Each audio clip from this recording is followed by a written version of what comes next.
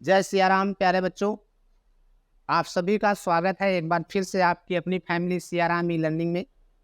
आज से हम लोग एक नई यात्रा की शुरुआत करेंगे या एक नई रणभूमि में उतरेंगे, तो रणभूमि में उतरने के लिए तैयार रहिए। और जैसा कि मेरे सभी छात्र या सभी भाई बहन जो एमए यानी कि मास्टर डिग्री कंप्लीट कर चुके हैं, उनका एक ही उद्देश्य होता है कि वो किस तरीके से असिस्टेंट प्रोफेसर की तैयारी करें या असिस्टेंट प्रोफेसर बने। तो असिस्टेंट प्रोफेसर की तरफ बढ़ने का जो पहला कदम होता है वो मास्टर डिग्री कंप्लीट करने के बाद आपको नेट क्वालिफाई करना होता है या जेआरएफ क्वालिफाई करना पड़ता है, या फिर इसके आप कह सकते हैं कि विकल्प में पीएचडी या रिसर्च भी कर सकते हैं। लेकिन पीएचडी या रिसर्च करने से पहले अगर आप नेट या जेआरएफ क्वालिफाई हो जाते हैं या फिर जेआरएफ ही क्वालिफाई हो जाते हैं, तो जैसा कि आप लोगों को पता है कि आपको काफ़ी सहूलियत मिल जाती है आपकी अपनी तैयारी के लिए। आपको काफ़ी समय मिल जाता है 4-5 सालों का, किसी भी प्रकार का आपके पास हेडेक नहीं होता है। आपको फाइनेंशियली भी काफ़ी सपोर्ट मिलता है जेआरएफ स्टूडेंट को। इसलिए आज से हम लोग इसी नई यात्रा का शुरुआत करेंगे। और आज हम लोग सबसे पहले, जैसा कि आप लोगों को पता है पहले से डिस्कस हो चुका है कि जो नेट या जेआरएफ का पेपर होता है वो 2 पेपर होते हैं एक होता है पेपर फर्स्ट कंपल्सरी पेपर्स जो रिसर्च एप्टीट्यूड का होता है, और दूसरा आपका होता है आपके सब्जेक्ट से रिलेटेड का पेपर, यानी जिस सब्जेक्ट से आप नेट या जेआरएफ करना चाह रहे हैं। तो आज हम नेट या जेआरएफ के फर्स्ट पेपर के बारे में डिस्कस करेंगे। एग्जाम पैटर्न वगैरह के बारे में जिनको जानकारी नहीं है वो इसके पहले वाला वीडियो देख सकता है, उसमें एग्जाम पैटर्न के बारे में और एलिजिबिलिटी के बारे में बताया गया है। तो आज हम लोग डिटेल सिलेबस एनालिसिस करेंगे या डिटेल में पेपर फर्स्ट यानी कि रिसर्च जनरल रिसर्च एप्टीट्यूड के पेपर फर्स्ट को हम लोग डिटेल में कह सकते हैं उसके सिलेबस को या उसके पाठ्यक्रम को जानने का प्रयास करेंगे या जानेंगे। तो जैसा कि आप लोगों को पता है सिया राम ई लर्निंग आप लोगों का परिवार है, और इसी के साथ हम शुरू करते हैं एनटीए नेट जेआरएफ की यह पहली सीरीज का पहला लेक्चर। जैसा कि आप लोग जानते हैं कि जो ये आपका नेट और जेआरएफ का एग्ज़ाम होता है ये यूनिवर्सिटी ग्रांट कमीशन यानी यूजीसी के द्वारा कराया जाता है। और वर्तमान में यूजीसी ने एग्ज़ाम कराने की जो जिम्मेदारी है वो एनटीए को यानी नेशनल टेस्टिंग एजेंसी को दे दी गई है, इसीलिए इसको एनटीए नेट जेआरएफ के नाम से जाना जाता है। ठीक, तो नेशनल टेस्टिंग एजेंसी यानी कि एनटीए द्वारा आयोजित रिसर्च फेलोशिप और असिस्टेंट प्रोफेसर की परीक्षा हेतु हम लोग आज से फर्स्ट पेपर के बारे में डिस्कस करना शुरू करेंगे। तो चलिए समय न व्यतीत करते हुए आगे बढ़ते हैं। जो नवीन पाठ्यक्रम है आपका, अभी जल्द ही आपका नया सिलेबस आया है तो उसके बारे में हम लोग डिस्कस करेंगे। तो जो फर्स्ट पेपर होगा, सबसे पहले थोड़ा सा जान लेते हैं कि जो फर्स्ट पेपर होगा वो आपके कह सकते हैं कि फर्स्ट पेपर में टोटल 50 क्वेश्चन यानी 50 क्वेश्चन आने वाले हैं। और ये जो 50 प्रश्न होंगे यह 10 अलग अलग प्रकार की यूनिट से आएंगे।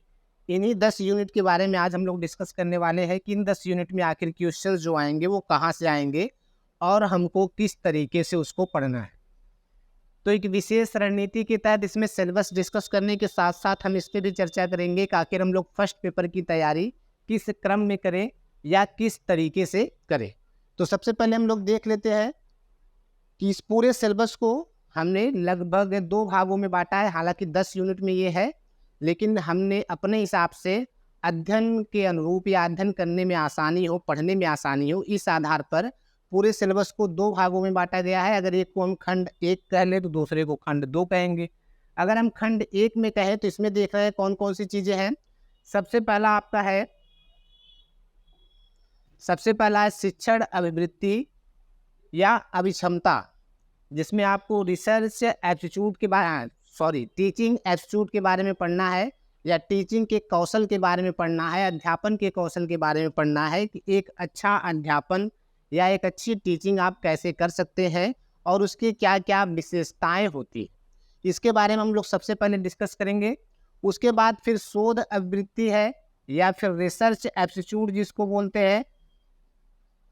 अब यहाँ पर हम लोग मुख्य रूप से चर्चा करेंगे कि शोध करने के लिए कौन कौन सी बातें आवश्यक होती है, एक अच्छे शोध की क्या विशेषताएं होती हैं, और एक अच्छा शोध करने के लिए एक अभ्यर्थी के अंदर या एक रिसर्चर के अंदर कौन कौन से गुण होने चाहिए, इन सारी बातों को हम लोग नेक्स्ट चैप्टर यानी शोध अभिवृत्ति या रिसर्च एप्टीट्यूड में बात करेंगे।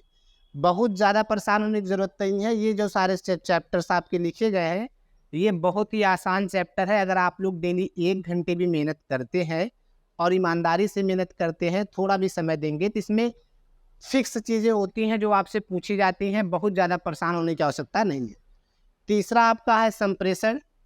संप्रेषण भी उसी तरीके का कह सकते हैं कि एक चैप्टर्स है जिसको आप लोग कम्युनिकेशन के नाम से जानते हैं, कि अगर आप एक अध्यापक बनने जा रहे हैं तो आपकी संप्रेषण कौशल अच्छा होना चाहिए, या फिर बातचीत करने का जो तरीका होता है वो अच्छा होना चाहिए। एक टीचर के पास कितनी योग्यता है या वह कितना जानकार है, वह सब बेकार हो जाता है अगर उसका संप्रेषण अच्छा नहीं होता या कम्युनिकेशन अच्छा नहीं होता। जैसे जो मुझे आ रहा है ये मैं आपको कैसे समझा सकता हूँ, या आपको जो चीज़ें आ रही हैं जो आप पढ़ रहे हैं वो विद्यार्थी को आप कैसे समझाएंगे, उसके लिए आपकी संप्रेषण तकनीक, कम्युनिकेशन कौशल या कम्युनिकेशन तकनीक अच्छी होनी चाहिए। तभी आप अपनी भावनाओं को या अपने ज्ञान को दूसरे को अच्छे से समझा सकते हैं। तो उसकी क्या, संप्रेषण की क्या क्या विशेषताएं होती हैं, एक अच्छा संप्रेषण कैसे किया जा सकता है और इसकी क्या उपयोगिता है या क्यों यह महत्वपूर्ण होता है, इन सब चीज़ें के बारे में इस चैप्टर में चर्चा होगी। नेक्स्ट आपका है सूचना और संचार प्रौद्योगिकी। सूचना और संचार प्रौद्योगिकी, अब इस आईसीटी जिसको आप लोग बोलते हैं ना, इसमें आपको मुख्य रूप से विभिन्न प्रकार की सूचनाओं का आदान प्रदान आप किस माध्यम से करते हैं, संचार किस माध्यम से करते हैं, कम्युनिकेशन किस माध्यम से करते हैं, तो उसके बारे में पढ़ना है। और जैसा कि आप लोग जान रहे हैं कि वर्तमान समय में संचार या कम्युनिकेशन का जो सबसे बड़ा साधन है हमारे पास, वो क्या है, आपका कंप्यूटर। क्या है, कंप्यूटर, या फिर जिसको आप लोग संगणक के नाम से जानते हैं। तो सबसे पहले हम इस चैप्टर में संगणक के बारे में ही सीखेंगे या कंप्यूटर के बारे में सीखेंगे कि कंप्यूटर क्या होता है, कंप्यूटर कितने प्रकार के होते हैं, ये वर्क कैसे करते हैं, इसके द्वारा हम सूचना और संचार का आदान प्रदान कैसे कर सकते हैं। इन सब चीज़ों के बारे में हम लोग आईसीटी वाले लेवल चैप्टर में पढ़ेंगे। कंप्यूटर सीखने के बाद इसके उपयोग के बारे में सीखेंगे, किस तरीके से हम इंटरनेट का प्रयोग करके संचार का काम करते हैं या संप्रेषण का काम करते हैं या सूचना का आदान प्रदान का काम करते हैं, इस इंटरनेट के बारे में सीखेंगे। उसके बाद फिर हम लोग डिटेल में देखेंगे कि आखिर यह आईसीटी यानी सूचना और संचार का हम लोग रिसर्च में कितना उपयोग कर सकते हैं या अपने अध्यापन में किस तरीके से इसका इस्तेमाल कर सकते हैं। ठीक है, तो जब हम लोग एक एक चैप्टर पढ़ना शुरू करेंगे तो डिटेल में वो उसके बारे में जानने का प्रयास करेंगे। नेक्स्ट आपका जो आपका टॉपिक है वो है लोक विकास और पर्यावरण। लोक विकास और पर्यावरण, पीपुल डेवलपमेंट एंड इन्वायरमेंट। ये जैसा कि जो हमारे स्टूडेंट हैं या फिर ज्योग्राफी के स्टूडेंट हैं, भूगोल के स्टूडेंट हैं, उनके लिए ये वाला चैप्टर थोड़ा आसान हो जाता है। लेकिन यह कहना कि ये लोग पहले से ज्योग्राफी में इसको पढ़े हुए हैं, इसके बारे में थोड़ा कह सकते हैं असमंजस है। हालांकि इन्वायरमेंट के बारे में आप लोग ज्योग्राफी वाले स्टूडेंट पहले से ही पढ़ते आ रहे हैं, तो पर्यावरण से संबंधित जो क्वेश्चंस होते हैं उनको सॉल्व करने में इनको कोई बहुत तकलीफ नहीं होती अगर इन्होंने अपने सब्जेक्ट को अच्छे से तैयार किया है तो। लेकिन जो यहाँ पर यूनिट दी गई है लोक विकास और पर्यावरण, यह पूर्णतः जो आप लोग ज्योग्राफी में पर्यावरण पढ़ते हैं उससे रिलेट नहीं करता है। हालांकि उसी से संबंधित होता है, लेकिन इसके क्वेश्चन पूछने का जो क्राइटेरिया होता है, जो क्षेत्र होता है, वो उससे काफ़ी अलग होता है।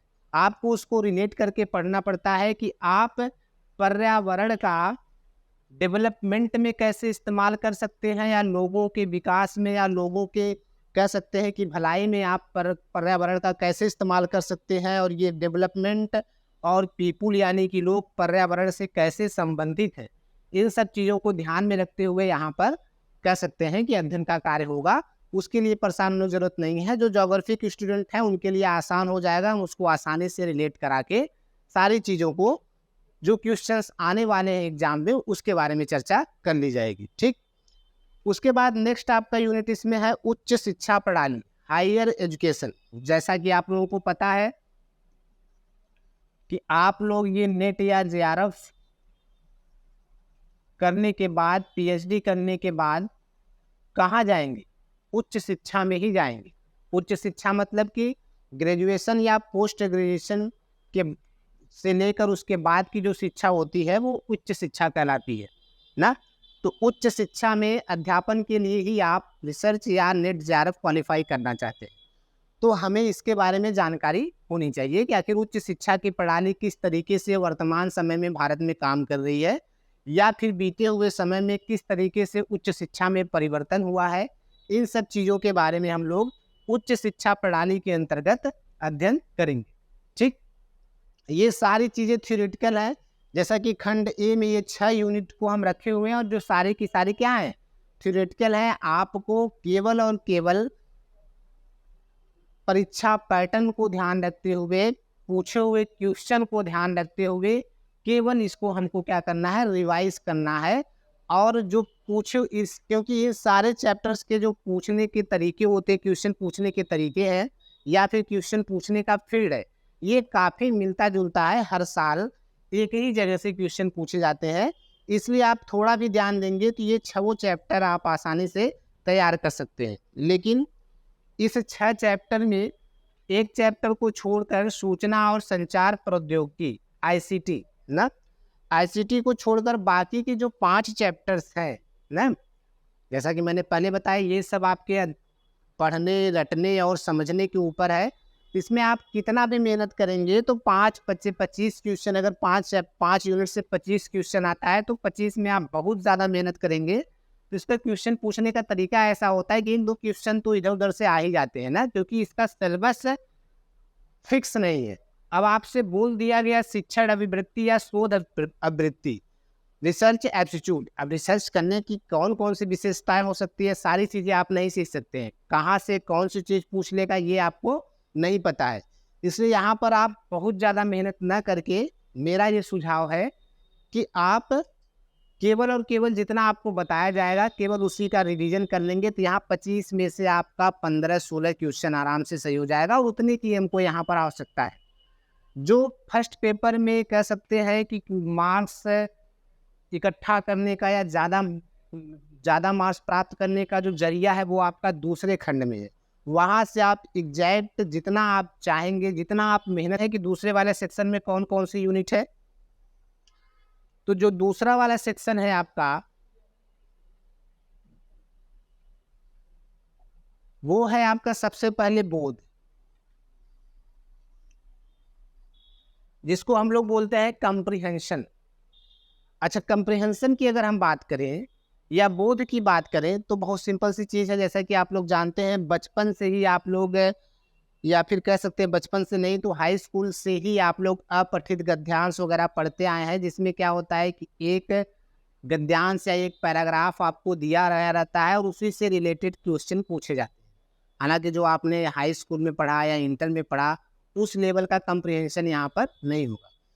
यहाँ पर जो कम्प्रिहेंशन होगा या जो बोध होगा उसका लेवल थोड़ा अलग होता है। लेकिन क्योंकि पैराग्राफ्स में से ही क्वेश्चन पूछे जाने वाले हैं, तो अगर आप पैराग्राफ में कही गई बातों का मुख्य सार समझ लेते हैं कि पैराग्राफ में किस चीज़ के बारे में बात की जा रही है और किस तरीके से बात की जा रही है, उसकी रिसर्च में या टीचिंग में उपयोगिता क्या है, उसको आधार बनाकर आप इससे पूछे जाने वाले 5 क्वेश्चन को आसानी से कर सकते हैं।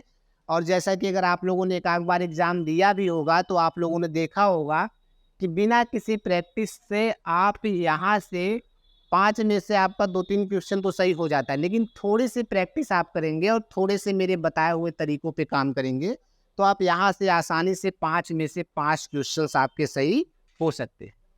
तो आप उम्मीद करते हैं समझ गए होंगे कि यहाँ पर क्या पूछे जाने वाला है। एक आपको पैराग्राफ दिया रहेगा और उसी से संबंधित या उसी से रिलेटेड आपके क्वेश्चंस नीचे 5 क्वेश्चन रहेंगे, उनका जवाब देना है। लेकिन थोड़ी सी चीज़ों को ध्यान में रखेंगे कि कंप्रिहेंशन में क्या बातें की जा रही है और उसका उद्देश्य क्या है, उसकी उपयोगिता क्या है, उसको ध्यान में रखते हुए। ठीक, दूसरा जो नेक्स्ट यूनिट है आपका खंड 2 में वो है गणितीय तर्क, मैथमेटिकल एप्टीट्यूड या गणितीय तर्क। यहाँ पर अगर हम देखें कुछ ऐसे चैप्टर्स होते हैं, कह सकते हैं कि जिसको अगर आप लोग तैयार कर लेते हैं तो आप क्या है, ये तीनों सेक्शन में या तीनों यूनिट में काम आता है। जैसे गणितीय तर्क में मुख्य रूप से आप लोग पढ़ेंगे परसेंटेज के बारे में, यहाँ पर हम बात करेंगे थोड़ी मैथमेटिक्स के बारे में। जिन बच्चों का मैथमेटिक्स थोड़ा बहुत ठीक ठाक है, बहुत तेज होने की आवश्यकता नहीं है, अगर उसको कैलकुलेशन करने आता है, जोड़ घटाना गुणा भाग करने आता है, तो भी वो यहाँ से नंबर आसानी से प्राप्त कर सकता है। कैसे करेगा वो हम सिखाएंगे, लेकिन जोड़ घटाना गुणा भाग ये सारी चीज़ें तो आनी ही चाहिए। अब ये तो सिखाया नहीं जा सकता इस समय, पोस्ट ग्रेजुएट हो गए आप लोग ना, तो अगर उतना आएगा तो उसके बाद हम लोग कुछ चैप्टर पढ़ेंगे, जैसे परसेंटेज हो गया, उसके बाद प्रॉफिट एंड लॉस हो गया, टाइम एंड डिस्टेंस हो गया। इस तरीके से मैथ के कुछ 4-5 चैप्टर्स होंगे जिनको हम लोग पढ़ेंगे, और इसी चैप्टर से आप कह सकते हैं कि यहाँ पर क्वेश्चंस आते हैं, जिसमें आप लोग जो लोग मैथ बैकग्राउंड के नहीं हैं वो लोग इसमें फंस जाते हैं और सारे के सारे क्वेश्चंस गलत हो जाते हैं। लेकिन अगर आप थोड़ा सा भी मेहनत करेंगे तो हमें पूरी मैथमेटिक्स नहीं पढ़नी है ना, पूरी मैथमेटिक्स तो हमें मैथमेटिक्स तो पढ़ना होता तो हम मैथमेटिक्स ही क्यों नहीं पढ़ते। तो यहाँ पर थोड़ा सा मैथमेटिक्स आपको पढ़ना है और थोड़ा सा ध्यान देंगे तो आप आसानी से यहाँ पर क्वेश्चंस टैकल कर पाएंगे और आसानी से उसको कर पाएंगे। दूसरा जो आपका है युक्ति युक्त तर्क, ये आपका लॉजिकल रीजनिंग का पार्ट होता है। लॉजिकल रीजनिंग का पार्ट, रीजनिंग जैसा कि आप लोग पढ़ते आ रहे हैं, जिसमें आपको मान लीजिए कि कुछ चैप्टर्स होते हैं कोडिंग डिकोडिंग कैलेंडर या क्लॉक, उसके अलावा सिनोनिम्स होते हैं, उसके बारे में हम लोग यहाँ पर चर्चा करेंगे। और ये भी काफ़ी आसान होता है, अगर आप इसको पढ़ लेंगे तो इसको तो आसानी से पढ़ लेंगे नो डाउट, ठीक है। थोड़ा सा प्रैक्टिस और थोड़ा सा धैर्य और थोड़ा सा मेहनत और थोड़ा सा अपनों का साथ और थोड़ा सा अपनों का आशीर्वाद, इन सब सारी चीज़ों को लेकर चलेंगे तो ये थोड़ा आसानी से आपका काम हो जाएगा, ठीक। नेक्स्ट आपका है आंकड़ों की व्याख्या, जिसको आप लोग DI के नाम से जानते हैं या डाटा इंटरप्रिटेशन के नाम से जानते हैं। अब DI क्या होता है भाई, डाटा इंटरप्रिटेशन क्या होता है, इसके बारे में भी आप लोग जानते हैं, ये भी मैथमेटिक्स का ही पार्ट है। अगर ये सारे चैप्टर आपके तैयार हैं तो अगर आपने DI देख लिया और DI डाटा को इंटरप्रेटेट कर लिए तो इन्हीं सब चीज़ों का इस्तेमाल करके आपको यहाँ पर कैलकुलेशन करना होता है। इसके बारे में हम लोग विस्तृत रूप से बात करेंगे आगे जब हम लोग उसको पढ़ेंगे। घबराने की कोई ज़रूरत नहीं है, आसान चीज़ें। अब इसको हम लोग ज़रा डिटेल में देखते हैं कि इन सब चीज़ों के अंतर्गत कौन सी चीज़ें मुख्य रूप से पूछी जाती है। आगे अगर हम बढ़े तो अब एक एक यूनिट के बारे में हम लोग चर्चा करेंगे, ज़रा ध्यान दीजिएगा और पूरा वीडियो ध्यान से देखिएगा। एक बात देखिए, कहीं पर अगर आप किसी युद्ध में जा रहे हैं तो तैयारी होनी चाहिए। हम लोग सबसे बड़ी गलती यही करते हैं कि डायरेक्ट कूद जाते हैं बिना परीक्षा पैटर्न समझे, बिना परीक्षा में पूछे जाने वाले प्रश्नों का आकलन किए हुए, और वहाँ से हम लोगों की तैयारी क्या होती है, थोड़ी सी भटक जाती है और हम लोग तैयारी ठीक, मेहनत तो ज़्यादा करते हैं लेकिन सफलता कम मिलती। तो हम लोग इससे बढ़िया है कि जहाँ जिस जगह पर हम जा रहे हैं उसके बारे में पूरी अच्छी तरीके से जान के और समझ के जाएं ना। तो पहला जैसा कि आपका चैप्टर है, पहला आपका जो पार्ट है यूनिट है शिक्षण आवृत्ति या टीचिंग एप्टीट्यूड, टीचिंग एप्टीट्यूड। इसमें जैसा कि मैंने आपको पीछे भी बात किया तो इसको ही थोड़ा सा ध्यान देते हैं कि इसमें कौन कौन सी चीज़ें मुख्य रूप से आपको ध्यान में देनी है, बहुत ज़्यादा भटकनी नहीं है। तो जिस पे मुख्य रूप से ध्यान देना है बस वही चीज़ों को मैंने यहाँ पर लिखा हुआ है। और उसके अलावा आपको ज़्यादा किताबों में आप देखेंगे तो टीचिंग एप्टीट्यूड और रिसर्च एप्टीट्यूड की मोटी मोटी बुकें आती हैं, उतना आपको नहीं पढ़ना है ना। जैसे कि सबसे पहले आपको पढ़ना है इसमें शिक्षण, शिक्षण की अवधारणा क्या है, शिक्षण का स्तर क्या होता है। अब इस स्तर में जब आप पढ़ेंगे तो स्मरण शक्ति, समझ और विचारात्मक स्मरण, शिक्षण का स्तर, इन सारे चीज़ों के बारे में आप लोग पढ़ेंगे। और उसके बाद शिक्षण की विशेषताएं और मूलभूत अपेक्षाएं क्या है, एक शिक्षण से क्या अपेक्षा की जा सकती है, ठीक है। इन सब सारी चीज़ों के बारे में हम लोग यहाँ पर पढ़ेंगे। उसके बाद हम लोग शिक्षक के साथ साथ शिक्षण में दो लोग इन्वॉल्व होते हैं, एक तो शिक्षक और दूसरा विद्यार्थी या फिर शिक्षार्थी। तो यहाँ पर हम लोग शिक्षार्थी की विशेषताओं के बारे में पढ़ेंगे, किशोर और वयस्क शिक्षार्थी की अपेक्षाएं, शैक्षिक सामाजिक भावनात्मक और संज्ञानात्मक व्यक्तिगत भिन्नताएं, ठीक, कि एक किशोर और वयस्क शिक्षार्थी की अपेक्षाएं क्या होती है, वो किस प्रकार से क्या चाहता है कि उसको किस तरीके से पढ़ाई की जाए या किस तरीके का टीचर उसको पढ़ाए। और वो किस तरीके से हो सकता है, इन सब सारी चीज़ों के बारे में हम लोग डिटेल में टॉपिक वाइज और कह सकते हैं कि स्टेप वाइज इसका एवोल्यूशन करेंगे और इसका समझने का प्रयास करेंगे। इसमें आपका जो नेक्स्ट टॉपिक होगा वो होगा शिक्षण प्रभावक तत्व या शिक्षण प्रभावित तत्व या शिक्षण को प्रभावित करने वाले कौन से तत्व हैं, यानी किन चीज़ों को अगर आप ध्यान में रखते हैं तो आपका शिक्षण करने की तकनीक प्रभावित होती है। जैसे सबसे पहले तो एक शिक्षण के लिए भाई जो महत्वपूर्ण फैक्टर है, सबसे महत्वपूर्ण फैक्टर है वो क्या है, शिक्षक है। ये एक शिक्षक कैसा होना चाहिए ना, तो शिक्षक के क्या गुण होने चाहिए, एक प्रभावी शिक्षक आप कैसे बन सकते हैं, या प्रभावी शिक्षक होने के लिए कौन कौन सी चीज़ें आवश्यक होती हैं, उसके बाद और शिक्षण को और प्रभावी बनाने के लिए कौन कौन सी सहायक सामग्री का इस्तेमाल कर सकते हैं, संस्थागत सुविधाएं कौन कौन सी अच्छी होती हैं, और एक अच्छे शिक्षण के लिए शैक्षिक वातावरण कैसा होना चाहिए।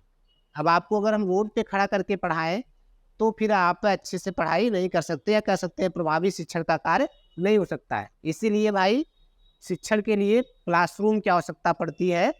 तो एक शैक्षिक वातावरण होना चाहिए। जैसा कि आप लोग जानते हैं, आप लोग साथ सबसे बड़ी समस्या होती है कि घर पे पढ़ाई नहीं हो पाती है क्योंकि वहाँ पर शैक्षिक वातावरण नहीं है। तो आप लोग क्या करते हैं, किसी कोचिंग में जाते हैं, स्कूल में जाते हैं, या वर्तमान समय में आप किसी लाइब्रेरी में बैठ के पढ़ते हैं जहाँ पर 2-4 लोग पढ़ रहे हैं, जहाँ पर इन्वायरमेंट शिक्षण का क्रिएट हुआ है, उस ऐसी जगहों को आप लोग प्रेफर करते हैं पढ़ने के लिए, और वहाँ पर सही भी बात है, वहाँ पर पढ़ने का मन भी लगता है ना।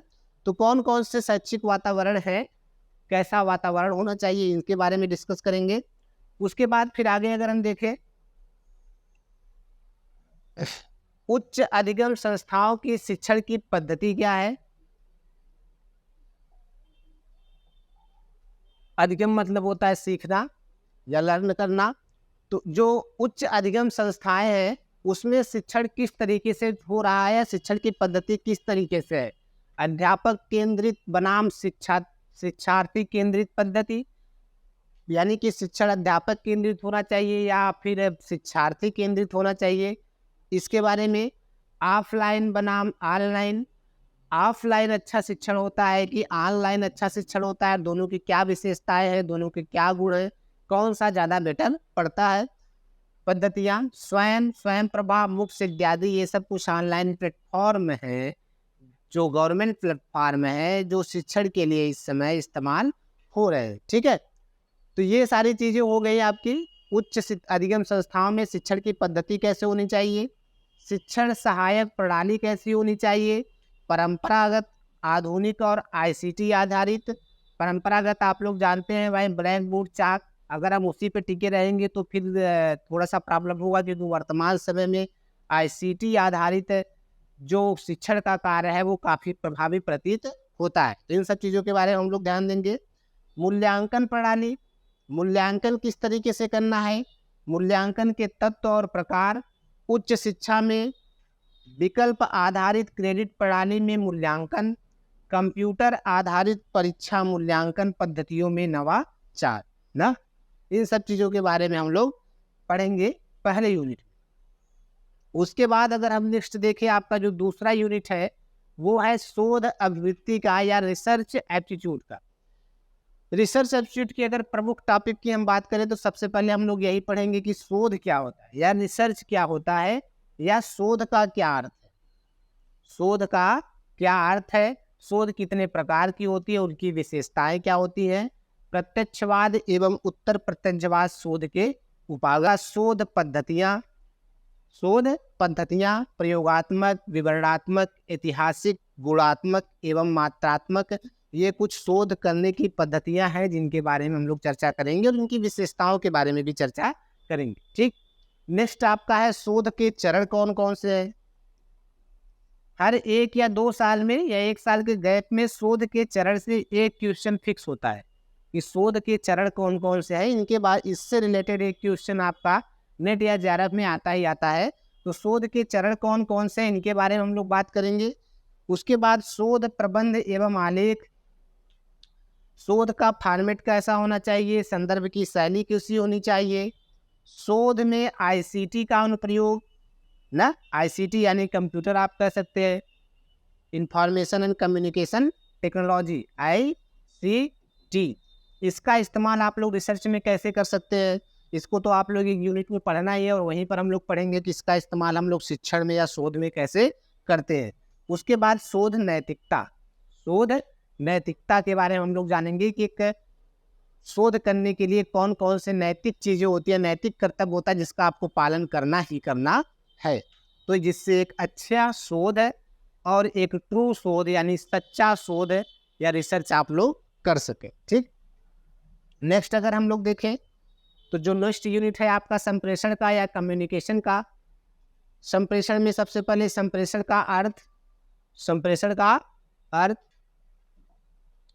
प्रकार और अभिलक्षण। संप्रेषण का सबसे पहले समझेंगे संप्रेषण होता क्या है, उसके बाद उसका वो कितने प्रकार के होते हैं और उसके अभिलक्षण क्या है, और एक प्रभावी संप्रेषण किस तरीके से आप क्रिएट कर सकते हैं या किस तरीके से आप कर सकते हैं उसके बारे में चर्चा करेंगे। और प्रभावी संप्रेषण के लिए कौन कौन सी बाधाएं उत्पन्न होती है और उसको हम कैसे दूर कर सकते हैं, इसके बारे में हम लोग चर्चा करेंगे आपके इस वाले यूनिट में या इस वाले टॉपिक में। ठीक, जन मीडिया एवं समाज के बारे में भी हम यहाँ से बात करेंगे। भाई जैसे संप्रेषण का एक बहुत ही प्रमुख साधन है मीडिया हमारा ना, तो मीडिया के बारे में बात करेंगे और मीडिया का समाज से क्या संबंध है इसके बारे में बात करेंगे। उसके बाद आपका एक यूनिट है आपका सूचना और संचार प्रौद्योगिकी या फिर ICT, information and communication technology, जैसा कि मैंने पहले आपको बताया। तो सबसे पहले हम ICT से संबंधित कुछ सामान्य संक्षिप्तियाँ हैं जिसको आप लोग शॉर्ट फॉर्म बोलते हैं या फुल फॉर्म बोलते हैं ना, उसको पढ़ेंगे। तो ताकि हम लोग आसानी से आज एग्जाम में एक हो तो पूछ ही लेता है, ये संक्षिप्तियाँ एक आध दो तो पूछ ही लेता है कि इस शब्द का क्या पूरा नाम है या इसका फुल फॉर्म क्या है। ठीक, उसके बाद इंटरनेट, इंट्रानेट, ईमेल, सर्वविदिश कॉन्फ्रेंसिंग की मूलभूत बातें। उच्च शिक्षा में डिजिटल पहले, यानी उच्च शिक्षा में आप किस तरीके के इस समय डिजिटलाइजेशन का प्रयोग हो रहा है इसके बारे में हम लोग बात करेंगे। ठीक, सामान्य चीज़ें हैं जिसके बारे में आप लोग पहले से पढ़ते आ रहे हैं। उसके बाद ICT और सुशासन, ये भी हम लोग पढ़ेंगे। उसके बाद आपका नेक्स्ट यूनिट होगा लोग, विकास और पर्यावरण, पीपुल डेवलपमेंट एंड इन्वायरमेंट। जैसा कि मैंने आपको पहले बताया, तो अगर हम इसके टॉपिक की यह किस तरीके से हमारे सामान्य इन्वायरमेंट्स वाले सिलेबस से थोड़ा सा अलग है उसके बारे में यहाँ पर आपको मिल जाएगा। जैसे कि सबसे पहला टॉपिक है विकास और पर्यावरण।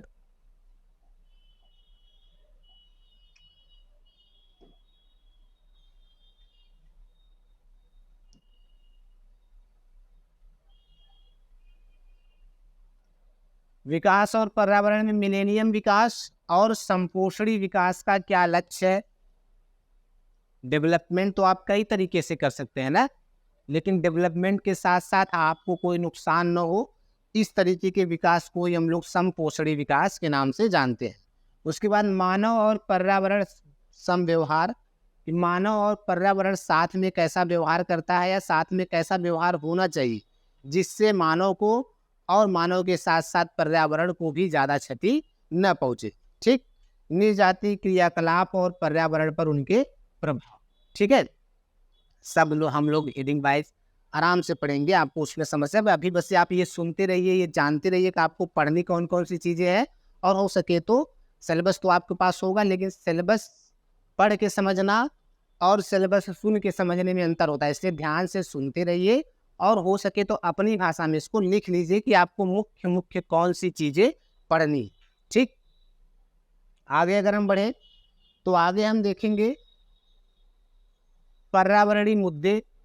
पर्यावरणीय मुद्दे, वर्तमान समय में पर्यावरण को लेकर कौन कौन सी चीज़ें चल रही हैं या पर्यावरण से संबंधित कौन कौन से मुद्दे वर्तमान समय में प्रचलित है, उनके बारे में हम लोग पढ़ेंगे। स्थानीय, क्षेत्रीय और वैश्विक वायु प्रदूषण, जल प्रदूषण, मृदा प्रदूषण, ध्वनि प्रदूषण, अपशिष्ट, ठोस एवं तरल, बायोमेडिकल, जोखिमपूर्ण इलेक्ट्रॉनिक, ये सभी क्या है, मानव के द्वारा उत्पन्न की गई समस्याएं हैं पर्यावरण के लिए। और जब मानव के ने पर्यावरण के लिए समस्याएं उत्पन्न की हैं, तो इसकी वजह से पर्यावरण भी मानव को विभिन्न प्रकार की समस्याएं देता है। जैसा कि आप लोग देख ही रहे हैं, आजकल जो भी चीज़ें हो रही है वो सब बल्क में हो रही है। भी आपने देखा बल्क मतलब एक साथ, अभी आपने देखा कोरोना वायरस पूरी दुनिया में फैल गया। अभी वर्तमान समय में आप देखेंगे तो जब किसी को बुखार होना शुरू होता है तो फिर सबको बुखार होगा। जब किसी को खांसी आना शुरू होगा तो पता चला खांसी का वायरस फैला, सबको खांसी आ रही है। अभी आई फ्लू फैला हुआ है, सबको आई फ्लू हो रहा है।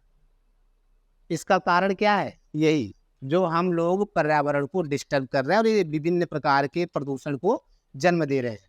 तो ये प्रमुख मुद्दे कौन कौन से हैं, इनको आप कैसे वर्तमान समय के मुद्दे से जोड़ सकते हैं, इन सब चीज़ों के बारे में हम लोग बात करेंगे। उसके बाद जलवायु परिवर्तन और इसके सामाजिक, आर्थिक तथा राजनीतिक आयाम, क्लाइमेट चेंज, ये भी प्रदूषण से ही संबंधित है, मानव से ही संबंधित है। मानव के अत्यधिक क्रियाकलापों के कारण अलग अलग प्रदूषणों के बढ़ने से आज वर्तमान समय का जो जलवायु है, जो क्लाइमेट है, वो बदल रहा है। जैसा आप देख रहे हैं, न बारिश के समय में बारिश होता है, न गर्मी के समय में गर्मी पड़ता है, न ठंडी के समय में ठंडी पड़ती। अलग अलग सबका समय बदल रहा है और अलग कब गर्मी पड़ेगी, कब बरसात होगा, कुछ नहीं पता है ना। ऐसा अभी तो मान लीजिए थोड़ा बहुत फिक्स है, लेकिन आने वाले समय में यही होने वाला है। ठीक है। उसके बाद मानव स्वास्थ्य पर प्रदूषकों का क्या प्रभाव है, सब मिला जुला के हम मानव के लिए सब कुछ कर रहे हैं, तो मानव का इस प्रदूषकों का क्या प्रभाव पड़ रहा है, इसके बारे में हम लोग डिटेल में पढ़ेंगे। ठीक। अगला टॉपिक जो होगा वो होगा आपका प्राकृतिक और ऊर्जा के स्रोत, सौर, पवन, मृदा, जल, भूताप, बायोमास, नाभिकीय और वन। ये कुछ ऊर्जा के स्रोत है जहाँ से हमको एनर्जी की प्राप्ति होती है। इन्वायरमेंट के कुछ पार्ट हैं जहाँ से हमको कह सकते हैं एनर्जी यानी ऊर्जा प्राप्त होती है। इन स्रोतों के बारे में हम लोग पढ़ेंगे कि इसका हम लोग ऊर्जा के रूप में किस तरीके से यूज कर रहे हैं या किस तरीके से इस्तेमाल कर रहे हैं। उसके बाद प्राकृतिक जोखिम, आपदाएं। देखिए इन सब चीज़ों पे बहुत सारा बात इसलिए कर रहे हैं क्योंकि ये सब आप लोग पहले से पढ़े हुए हैं, और जब हम लोग इसको पढ़ेंगे टॉपिक वाइज तो फिर और उस पर बात होगी ही होगी, क्योंकि इन सब चीज़ों से आप पहले से परिचित हैं। क्योंकि और मैं इस समय आपको परिचय ही करा रहा हूँ केवल चैप्टर से, और इन चीज़ों से आप पहले से परिचित हैं, जैसे कि पवन हो गया, सौर ऊर्जा हो गया, मृदा हो गया, जल हो गया। तो इसलिए हम इस पर ज़्यादा बात नहीं कर रहे हैं, अब इसके बारे में डिटेल में हम लोग पढ़ेंगे। ठीक। उसका प्राकृतिक जोखिम और आपदाएं, न्यूनीकरण और युक्तियाँ। अब इन सभी प्रदूषण के कारण से जो जोखिम उत्पन्न हो रहा है, जो प्राकृतिक आपदाएं आ रही हैं, ये क्यों आ रही हैं और कैसे आ रहे हैं, और इसको न्यूनीकरण कैसे कर सकते हैं, यानी इसमें कमी कैसे ला सकते हैं, कौन कौन सी युक्तियों का प्रयोग करके, कौन कौन सी चीज़ों का प्रयोग करके हम इसमें न्यूनीकरण या कमी ला सकते हैं, इसके बारे में हम लोग पढ़ेंगे। उसके बाद पर्यावरण संरक्षण अधिनियम, पर्यावरण से संबंधित कुछ अधिनियम है, उनके बारे में पढ़ेंगे। समय समय पर जब समस्याएं बढ़ी हैं तो गवर्नमेंट ने अलग अलग रूल, रेगुलेशन और अधिनियम बनाया है जिससे पर्यावरण को सुरक्षित किया जा सके। तो पर्यावरण संरक्षण अधिनियम 1986 के बारे में हम लोग पढ़ेंगे। जलवायु परिवर्तन संबंधित राष्ट्रीय कार्य योजना के बारे में पढ़ेंगे। अंतर्राष्ट्रीय समझौते, प्रयास, मॉन्ट्रियल प्रोटोकॉल, रियो सम्मेलन, जैव विविधता सम्मेलन, क्योटो प्रोटोकॉल, पेरिस समझौता, अंतर्राष्ट्रीय सौर संधि, इन सब चीज़ों के बारे में हम लोग पढ़ेंगे। देखिए कुछ स्पेलिंग मिस्टेक है टाइप करने में, तो उसको घबराने की आवश्यकता नहीं है। जब हम लोग टॉपिक वाइज पढ़ेंगे तो वहाँ पर ये सारी कमियाँ दूर हो जाएंगी। तो कुछ, लेकिन जब हम बोल रहे हैं उसको ध्यान से सुनिए। ठीक है। जो लिखा हुआ उसको तो देखिए ही, लेकिन अगर उसमें कोई कन्फ्यूजन हो रहा है, गलती है, तो हम जो बोल रहे हैं उसको सुनिए, वो सही है। ठीक है। तो अब यहाँ पर क्या कौन सी चीज़ें लिखी गई हैं, समय समय पर जब पर्यावरण में देख रहे, पर्यावरण के वजह से विभिन्न प्रकार की समस्याएं मानव के लिए आ रही है, तो इसको कम करने के लिए समय समय पर कुछ अधिनियम बनाए गए, कुछ समझौते हुए, कुछ योजनाएं लागू की गई, और कुछ कह सकते हैं कि सम्मेलन भी हुए। पूरे विश्व ने मिलकर सम्मेलन किया कि कैसे हम पर्यावरण को बचा सकते हैं या पर्यावरण के आने वाली आपदाओं से हम कैसे अपने आप को बचा सकते हैं। तो वही कुछ चीज़ें हैं जिसमें राष्ट्र पर्यावरण अधिनियम 1986 जलवायु परिवर्तन संबंधित राष्ट्रीय कार्य योजना के बारे में पढ़ेंगे। अंतर्राष्ट्रीय समझौते कुछ हैं, जैसे मॉन्ट्रियल प्रोटोकॉल है, रियो सम्मेलन है, जैव विविधता सम्मेलन है, क्योटो प्रोटोकॉल है, पेरिस समझौता है और अंतर्राष्ट्रीय सौर संधि है। ठीक है, इन सब चीज़ों के बारे में हम लोग पढ़ेंगे कि ये कैसे हुए। नेक्स्ट आपका है उच्च शिक्षा प्रणाली, हायर एजुकेशन। उच्च शिक्षा प्रणाली में सब लोग उच्च अधिगम संस्थाएं और प्राचीन भारत में शिक्षा के बारे में पढ़ें कि कौन कौन सी ऐसी संस्थाएं हैं जो उच्च शिक्षा देती हैं और प्राचीन भारत में उच्च शिक्षा की क्या व्यवस्थाएं थी, जैसे नालंदा विश्वविद्यालय के बारे में ना, तक्षशिला विश्वविद्यालय के बारे में, कि प्राचीन भारत में उच्च शिक्षा की क्या कह सकते हैं व्यवस्थाएं थी, उसके बारे में हम लोग देखेंगे। स्वतंत्रता के बाद भारत में उच्च शिक्षा अधिगम और शोध का उद्भव। स्वतंत्रता के बाद भारत में उच्च शिक्षा या शोध का क्या स्वरूप रहा या किस तरीके से उसका विकास हुआ। भारत में प्राच्य, पारंपरिक और गैर पारंपरिक अधिगम कार्यक्रम। उसके बाद भारत में पारंपरिक अधिगम के क्या स्रोत है, विदेशों के से किस तरीके से हम लोग इस शोध में मदद ले रहे हैं, इन सब चीज़ों के बारे में हम लोग डिस्कस करेंगे। नेक्स्ट आपका होगा इसी में व्यवसायिक, तकनीकी और कौशल आधारित शिक्षा। वर्तमान समय में आप देख ही रहे हैं ना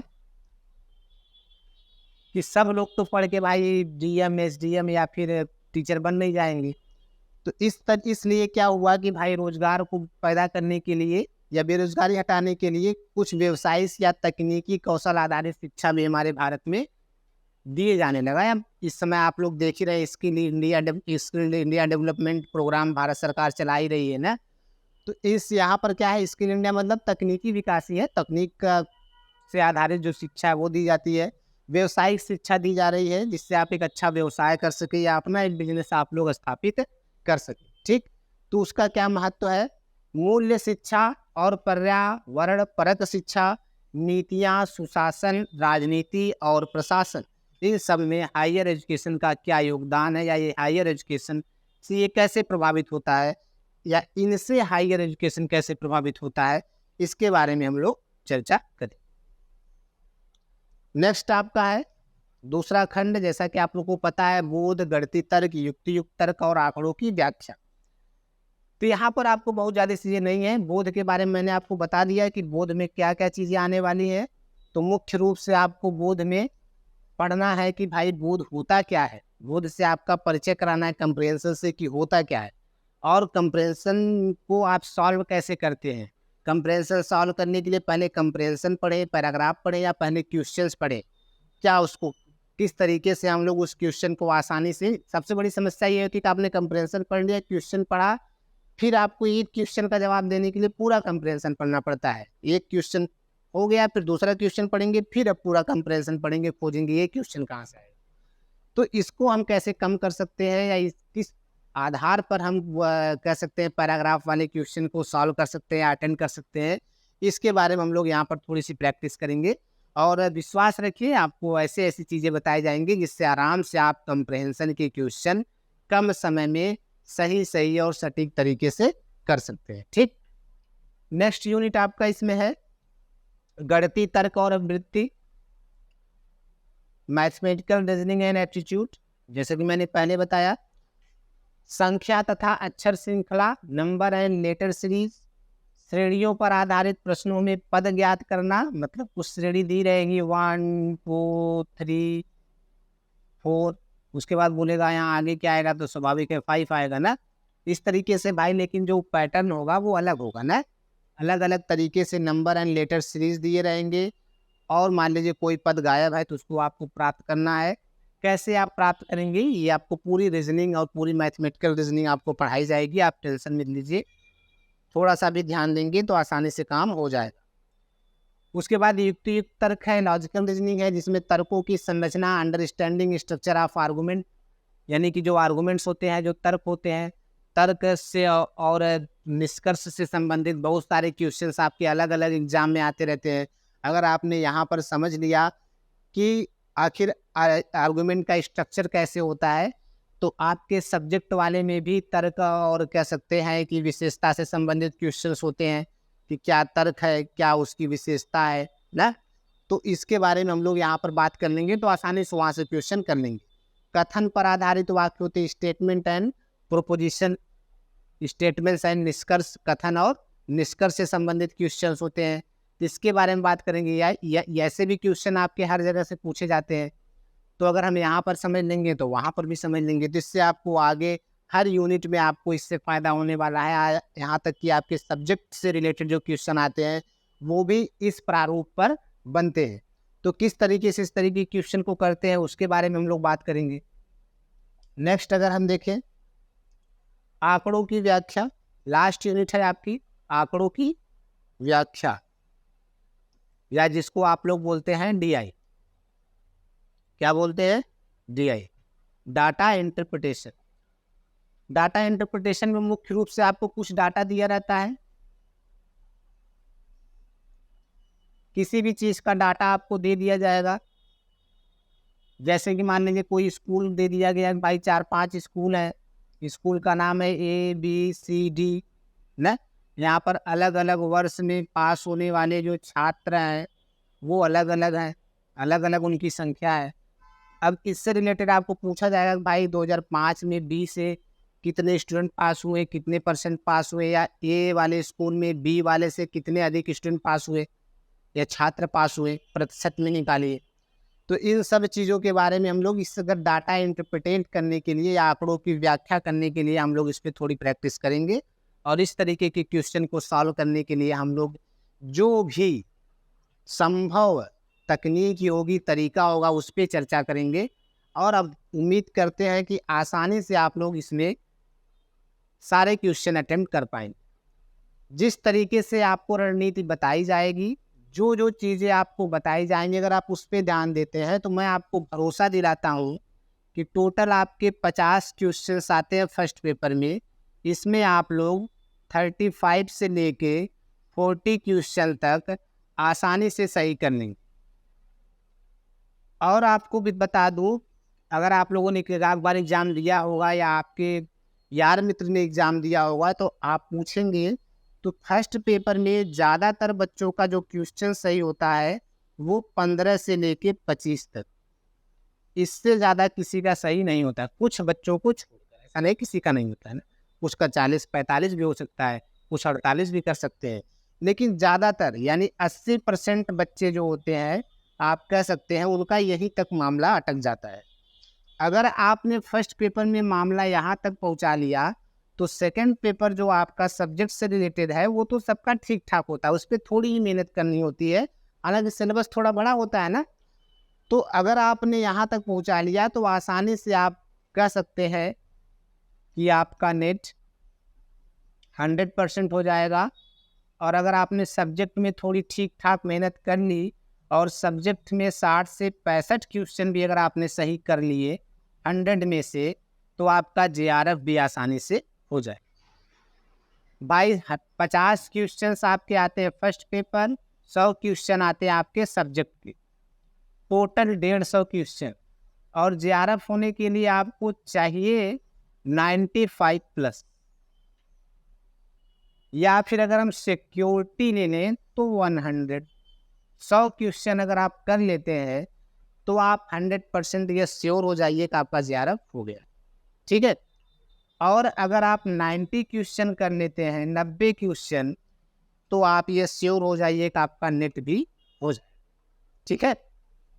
चलिए, तो ये रहा आपका UGC नेट JRF के फर्स्ट पेपर का पाठ्यक्रम या सिलेबस। इसको आप लोग एक बार ध्यान से देख डालिए और फिर हमारे साथ जुड़े रहिए। अब इसको हम लोग बारी बारी से डिस्कस करेंगे और इसके साथ साथ हम लोग अपने सब्जेक्ट के सिलेबस को भी कवर करेंगे। तो चलिए, आज के वीडियो में इतना ही, आज के लेक्चर में इतना ही। आप लोग मेरे दोस्त यार मित्र जो भी हैं हमारे साथ बने रहिए और देखते रहिए, और उम्मीद करते हैं इस साल हम लोग आसानी से नेट या JRF कर लेंगे। मिलते हैं जल्दी नेक्स्ट वीडियो में, तब तक के लिए धन्यवाद। अपना ख्याल रखिए और पढ़ते रहिए।